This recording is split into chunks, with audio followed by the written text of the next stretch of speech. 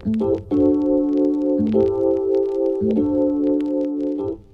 starting off this video, I'm going to share with you guys a few ways that I personally like to crop my tops and some tools that you might want to have on hand if you are the beginner level. You know, you've thrifted some things, they're not the cutest, they're not the most 2020, whatever that means, and you want to vamp them up a little bit. So number one, I would recommend getting yourself either really good fabric scissors or a rotary cutter. Personally, I like using fabric scissors and having someone pull on the other end while I cut. However, this can get a little bit tricky and messy depending on the fabric that you are using. So to be safe, if you're like going in clean, you want a fresh new kit, I would recommend getting a cutting board and a really good rotary cutter. I cheaped out on mine, which is why I don't have it here with you guys today, because it was absolute trash. So, you know, you really do get what you pay for when it comes to these things, and when you're cutting fabric, you really don't want it to be like a messy cut. Even a ruler can be a good guideline. Personally, I'm pretty confident in my freehand cropping skills because I've been doing this for a long time, you guys know, so I generally don't require those kind of tools.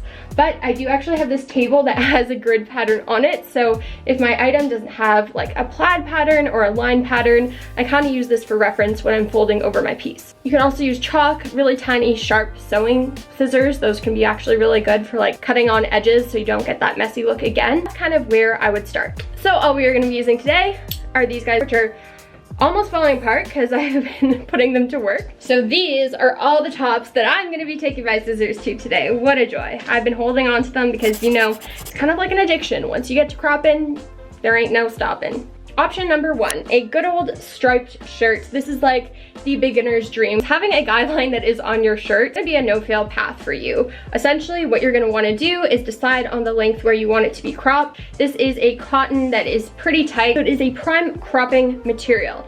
And we've got pretty thick stripes here, so you do really want to determine, do you want to go shorter or longer? My tip is to always go a little bit longer than you think. And if you want to go a little bit shorter, go for it. Cropping along the green line, you want to make sure that it's lined up top and bottom, so make sure your shirt is kind of evenly laid out, it's ironed, it's steamed, whatever it might be, so that it's even and flat, and voila, you have a cropped shirt. Generally, with cottony materials like this, they're just gonna stay as is. You don't need to really worry about them unraveling in the wash or anything like that, but if you do want to give it a pull at the end to give it that kind of rolled up look, you can easily go ahead and do so. Second best pattern to crop is the plaid, the gingham, all of that kind of checkerboardish looking stuff that you might have. You definitely have. It's fall. Everyone has something like this in their wardrobe right now. Almost kind of looks like a men's fishing t-shirt, but I think if we crop it, it'll actually look really cute. So this one's a little confusing because the plaid's kind of going on a diagonal. However, we'll still be able to find a line that will go pretty much all the way around. So again, this is like a linen-y cotton shirt material. Really, really good for cropping.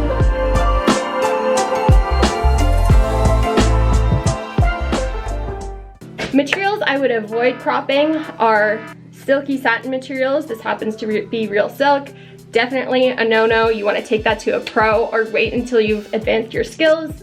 Any type of mesh is also probably going to be a little bit tricky because it is so super stretchy. So eliminate anything with like a ton of spandex or just a lot of stretch in it. And lastly, you don't really want to play around with anything like too furry or too knit, like a chunky sweater, because that's most likely just going to fray and kind of deteriorate away in the wash. So this shirt is one of the only v-necks in my collection because I just not a fan. A lot of sweater vests are actually technically v-necks without sleeves and just a little bit shorter. So we're gonna chop off the sleeves on this guy today, shorten the length, and then I think we're gonna have a really cute little vest look, which is very 2020, appropriate for fall, great for layering over collared shirts and long sleeve turtlenecks. We have this one right here, which is a black lettuce hem. Coincidentally, clearly I'm obsessed with this style. Kind of soft ribbed knit material. And what I want to do here is just show you guys how you can crop a more fitted shirt, basing it off of how long you want your shirts to be. If you need to take a crop top already from your collection as reference, you can definitely go ahead and do so. Just make sure you're accounting for the fact that the top will probably shrink up a little bit in the wash. But what I want to do here is just a simple crop, and then since we have all these guidelines going vertically, I'm going to give it a nice slice up the center, kind of going up towards my belly button to give that illusion of a very early 2000s Y2K slit up the front top. I'm sure you guys have seen those all over the place as well. It's just a nice little way to add something different to your crop top collection. I'm like over caffeinated, which is never a good way to go into a thrift flipping adventure. Do we go higher? If you're still not feeling comfortable cropping and bringing out the scissors, then here's a quick no-fail way of how to tie and tuck in a top that is a little bit too big and is made out of a thin mesh material. As you guys can see, all I'm doing is rolling up the thin material, then twisting it in the back and actually tucking it into my bra. It doesn't need to be a real bra. Anything with a band will do. So let me know if you guys want a whole video on how I tie and tuck, because honestly, I've got all the hacks. The time has come, my friends. The time has come. I've done enough loopholes and workarounds for the system, the altering cropping system, and it's about time I bought a sewing machine and put it to use. So I'm procrastinating now, but in the spirit of procrastination, I have to take a second to thank our sponsor for this video, Skillshare. I'm sure you guys have probably already heard about Skillshare, but just in case you have not, they are an online-based learning community for creatives, like probably you and I, because if you clicked on this video, you're hopefully a creative person just like I am, and if not, I think now is a great time to exercise your creative bones in your body. What better way to learn something than by taking a course from the convenience of your computer online? They have everything from illustration, design, marketing, website building, business, animation, music, crafts. One of my favorite courses that I've discovered on Skillshare is the digital illustration course by Jerome Vogel, and Procreate is something that I've been meaning to tackle for so long, because you guys know I like have another workaround for making animated GIFs and handwritten text for my videos, but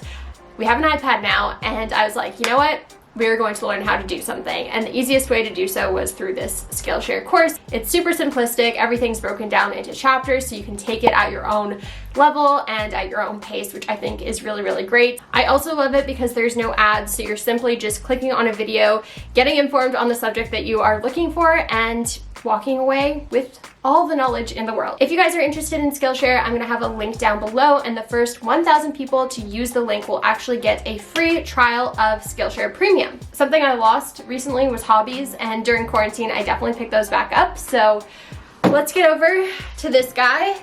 No more procrastination. It is time to sew.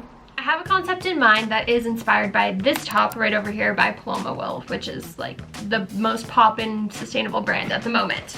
But I don't want to try it on a sweater knit material quite yet, because I've heard that's a little bit of a tricky territory.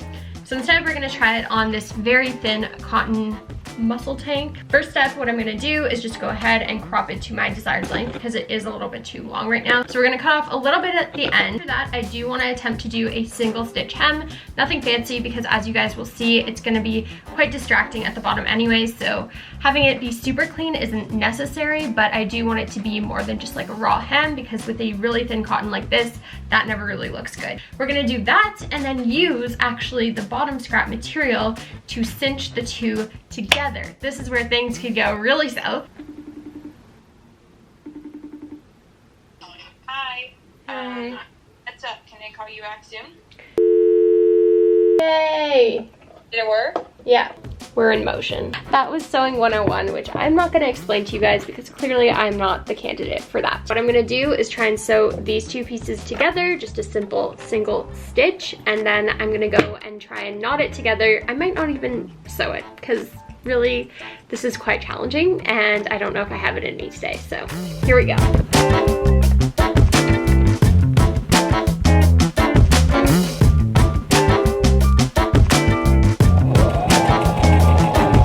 Definitely did not do this the proper way, but we got it done. Moving on to the hem. This should be interesting. Go down, you go down.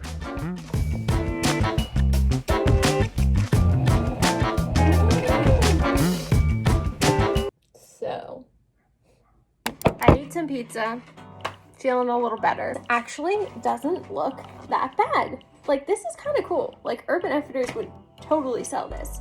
All I have to do, because this is just a little long, I just need to tighten this up. So I think I'm just gonna go in, sew that down again, cut off the excess, and boom, we have a top, an intermediate top. Obviously, if I was a little bit more patient, things would have turned out better, but if you know me, you know that I don't have much patience for things, especially when I'm over-caffeinated and starving.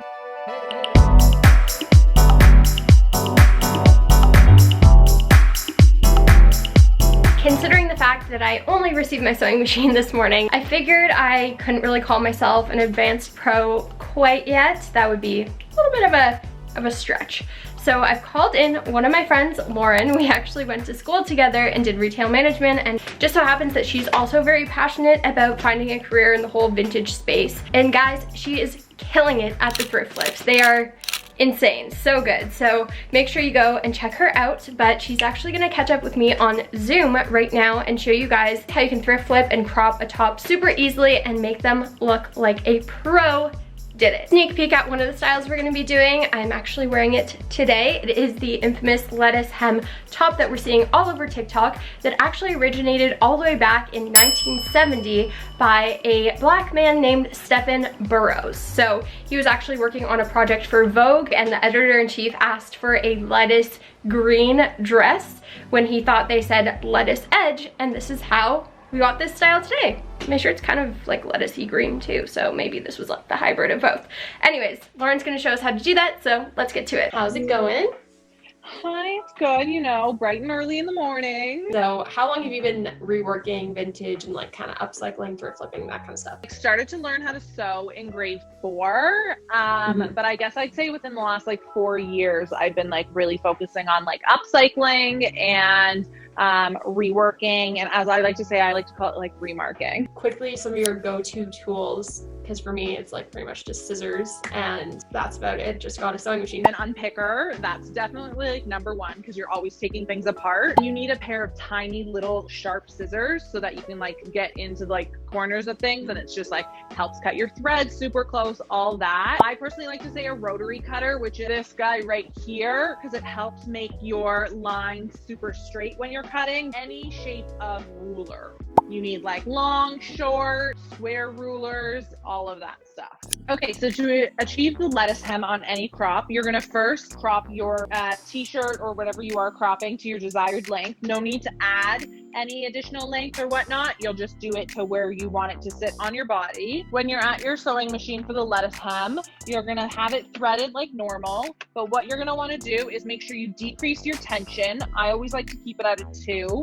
You're gonna wanna make sure your width is big, so like at a 5 or 6 or whatever is your machine, and then your stitch length you want to decrease. So my lowest is a 1, but some machines go lower than a 1, so you may even want to set like at a 0.5 or a 0.3, and then you're going to want to make sure you turn it to a zigzag, and you want the single zigzag line. And then I'm going to remove the arm, and you'll want to give your fabric a nice pull so that you get this little roll, because we're going to use that and it helps us with doing the little zigzag. So you'll put it under your machine, put your presser foot down, and then what I like to make sure I do is I do the first few stitches just by hand, because you need to make sure that the needle goes over the edge of the fabric, so it doesn't actually catch the fabric, it just goes over it. And then when you begin to sew, you'll want to make sure that you're pulling the fabric from both ends to create tension.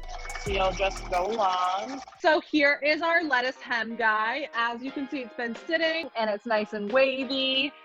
And that's a cute little fun way to do a crop. You can follow me or look at my stuff on Instagram. It's Remark by Lauren, or on my website, remarkbylauren.com. I feel like any social media is Remark by Lauren. TikTok, easy to find. Oh yes. So hopefully this video gave you guys some inspiration on how to take an old item and make it new and fresh and fun for the upcoming season and not spend any money. Whether you're a total beginner like I am trying to be an intermediate sewer, we're gonna work on that, or you can qualify yourself as an advanced thrift flipping pro. So if you guys want to see more videos like this, make sure you're subscribed, tag me on Instagram at Sarah Dunk and at thrift flip this if you try any of these out, and I will see you in the next video.